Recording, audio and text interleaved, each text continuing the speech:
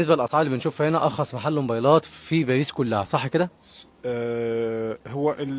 هو فعلا انا بعمل هنا في الشارع. ما فيش حد بيكسب في التليفون 10 يورو. انا لو في حد دخل عندي ممكن اكسب في التليفون 10 يورو، ما عنديش مشكله.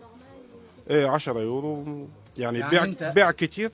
بيع كتير واكسب قليل. انت ماشي بنظريه بيع كتير يكسب واكسب قليل. قليل، هو ده هدفي. وفي نفس الوقت تكسب زبون. يعني لو جالك الواحد مثلا اشترى مني حاجه ولقى السعر كويس هيرجع لي تاني، هيجيب صحابه.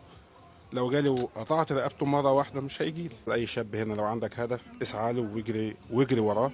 واي صعوبات تقابلك عديها، وما تقفش عند اي خبطات عديها.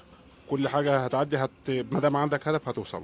ايفونات المستعمله اللي عندي ما بشتريهاش من اشخاص من جمهور، يعني مش واحد معاه تليفون يجي يقول لي انا ببيع اقول له بشتري. حتى لو معاه فاتوره ما باخدوش.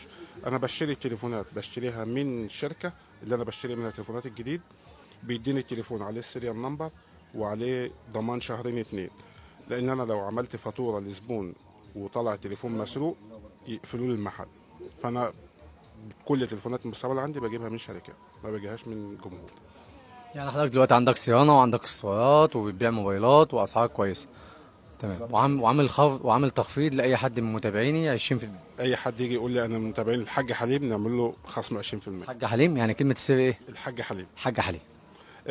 مرحبا بكم وتشرفونا في اي وقت. وانا عارف انتوا متعشمين فيا وعشانكم في محله، وان شاء الله مش هنزعل اي حد. 32 بوليفار بس، محطة شاتو روج، هتلاقوها على مترو 4، هتمشي بالظبط دقيقتين. بطيمة، مبنى رقم 32. أستاذ عبد الرحمن موجود يوميا، والمحل مفتوح كل يوم حتى يوم الأحد، ولكن يوم الأحد هو مش موجود، عنده الراحة بتاعته يوم الأحد.